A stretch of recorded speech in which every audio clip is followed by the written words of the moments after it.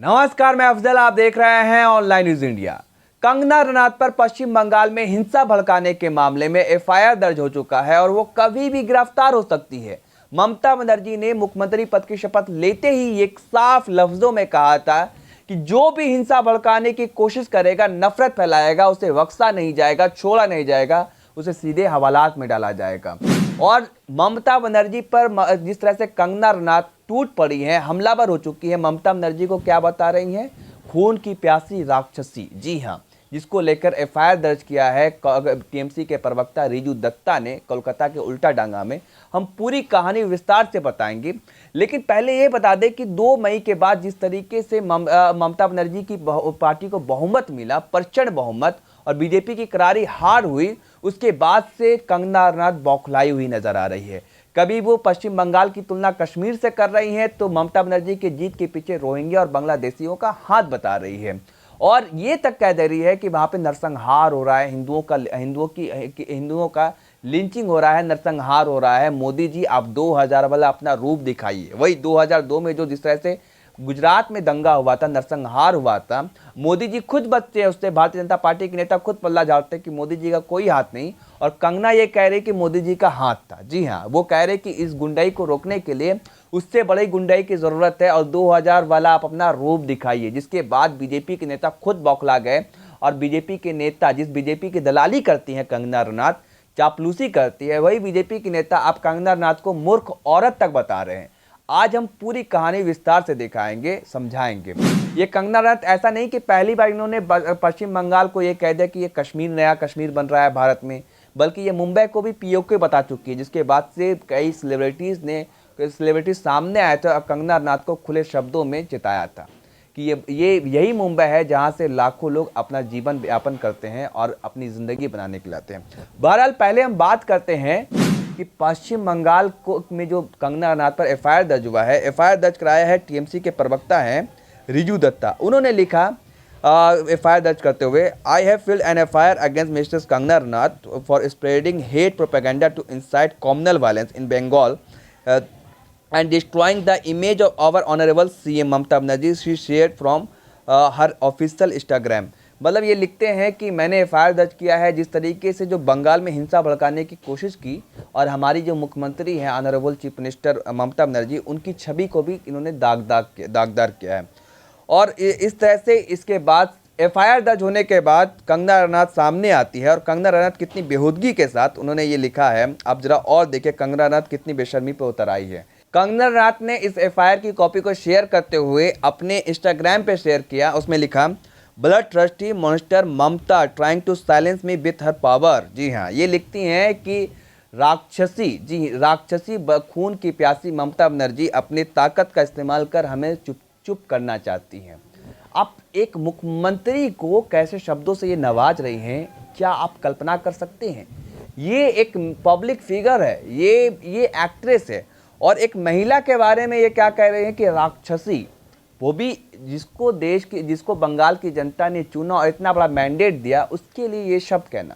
और अब मैं दिखा रहा हूं कि कैसे ये ममता बनर्जी को देशद्रोही तक कह रही थी अपने एक इंस्टाग्राम वीडियो पर। और साथ ही आपको ये भी बता दूं कि इसी मामले में जिस तरह से इन्होंने हिंसा भड़काने की अपील की थी और मोदी जी को कहा था कि 2000 वाला रूप दिखाइए मोदी जी, और ट्विटर ने इनका परमानेंटली अकाउंट ही ब्लॉक कर दिया, डिलीट कर दिया, परमानेंटली इनको सस्पेंड कर दिया। और ये अमेरिका के पूर्व राष्ट्रपति डोनाल्ड ट्रंप के बाद पहली ऐसी शख्सियत है जिनको ट्विटर ने परमानेंटली डिलीट किया है, सस्पेंड किया है। जरा देखिए कि इन्होंने कैसे कह दिया कि ममता बनर्जी को कि ये देशद्रोही की आप चलाएंगी सरकार। जरा वो भी वीडियो देखिए कि ये रो कर किस तरह से इमोशनली गेम खेल रही है। मुझे पता है वो बहुत शोर करते हैं, इंटरनेशनल दबाव, मुझे पता है हम लोग बहुत बुरी तरह से फंसे हुए हैं, लेकिन अब इस वक्त पे जब प्रेसिडेंट रूल की जरूरत है, जवाहरलाल नेहरू 12 बार प्रेसिडेंट रूल या 8 बार लगाया था, इंदिरा गांधी ने 50 बार लगाया था, मनमोहन सिंह ने 10-12 बार लगाया था, तो हम किससे डर रहे हैं? इस देश को क्या ये देशद्रोही चलाएंगे और मासूमों की हत्या होगी और हम सिर्फ धरना देंगे? मैं अपनी सरकार को कहना चाहूंगी कि प्लीज जल्दी से जल्दी ये जेनोसाइड रोकिए और कड़ा से कड़ा कदम लीजिए। इनको रोकिए मोदी जी, राष्ट्रपति शासन लगाइए, हमारा खून क्या पानी हो गया है। ये इस तरह से दंगा भड़काने की कोशिश कर रहे थे। ये कंगना रनौत, इनको लाखों लोग सुनते हैं। सोचिए क्या असर क्या होगा, उनके मन पर क्या घर क्या होगा। अब रिजू दत्ता जिन्होंने एफआईआर किया है, जो पार्टी के प्रवक्ता हैं, वो लिखते हैं, after my FIR against Mrs Kangana Ranaut, she swept venom against me and posted on her Instagram handle and asked her pets to attack me. I have received thousands death threat. Now let's see if dogs who bark can bite or not. Riju Dutta का कहना है कि जब से मैंने कंगना पर FIR दर्ज करवाया है, तब से हमें हजारों धमकियां मिल चुकी है जान से मारने की, और लेकिन मैं डरूंगा नहीं। देखता हूं कि जो कुत्ते भौंकते हैं क्या वो बरसते हैं या नहीं। और अब मैं दिखा रहा हूं कि जो भारतीय जनता पार्टी के नेता हैं, जो गोरखपुर से विधायक है, जब इन्होंने ये कहा कि मोदी जी आप 2000 वाला अवतार और रूप दिखाइए और ये इन देशद्रोहियों को सबक सिखाइए, इनसे बड़ी गुंडाई करके दिखाइए, तो उसके बाद बीजेपी के जो नेता है वो खुद भड़क उठे कंगना रनौत पर और ये तक कह दिया कि ये मूर्ख औरत है। डॉक्टर राधा मोहन दास अग्रवाल जो गोरखपुर से विधायक है, वो लिखते हैं, बहुत ही शर्मनाक कमेंट दिया है इस मूर्ख औरत को। इतनी बेहूदी बातें कहने के लिए इलेक्शन कमीशन को इसके विरुद्ध सख्त कार्रवाई करनी चाहिए। मैं भाजपा का विधायक हूं और जानता हूं कि प्रधानमंत्री अमित शाह, जेपी नड्डा सभी ने बहुत बड़प्पन के साथ ममता बनर्जी को जीत की बधाई दी। ये वो कह रहे हैं और ये तक कह दिया कि ये मूर्ख औरत है। जिस तरीके से 2 मई के बाद से जो हिंसाएं, आगजनी, हत्या की खबरें आई, उसके बाद से हर देशवासी इस बात को लेकर चिंतित था कि बंगाल में जो हुआ वो गलत हुआ। और ममता बनर्जी ने भी ये कहा कि किसी को भी छोड़ेंगे नहीं। और ये जो 17 लोगों की मौत की खबर है अभी तक, उसमें 8 बीजेपी, 8 टीएमसी और 1 संयुक्त मोर्चा के कार्यकर्ताओं की मौत हुई है। तो ऐसा नहीं है कि वहाँ पे एक तरफा हुआ है, बल्कि दोनों ही पार्टियां आपस में लड़ रही थी। वहाँ पे कोई हिंदू मुसलमान का कुछ कॉन्सेप्ट नहीं था। लेकिन ये कंगना जो ममता बनर्जी को बता रही है खून की प्यासी राक्षसी, और इनकी ताकत रोहिंग्या और बांग्लादेशी है, और नया कश्मीर बन रहा है भारत में, पश्चिम बंगाल को। 10 साल से तो ममता बनर्जी की सरकार थी, क्या वहाँ पर कश्मीर बन गया? तो इस तरह से जो हिंदू और मुसलमान करना है, ये कितना शर्मनाक है। और इससे पहले आपको मैं दिखाता हूँ कि यही कंगना रनौत जिन्होंने मुंबई को क्या कह दिया था, पीओके कह दिया था, पाकिस्तान ऑक्यूपाइड कश्मीर, जिसके बाद वहां भी बवाल मचा था। कंगना के इस बयान पर कई अभिनेता अभिनेत्री बाहर आए थे और खुलकर कंगना के इस बयान का मुखालफत किया था।